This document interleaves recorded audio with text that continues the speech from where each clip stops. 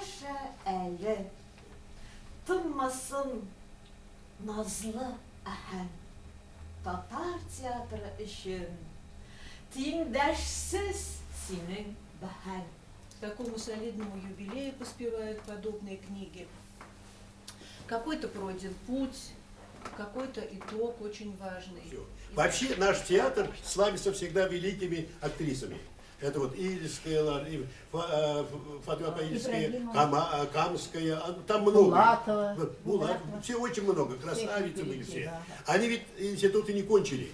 Понимаете, они, Бог дал, вот татарский народ именно что талантлив, они любят очень театр, татарский народ вообще. И они очень талантливые все. Поэтому, Наиля, я еще тебя желаю. Ты еще совсем молодая, выглядишь великолепно.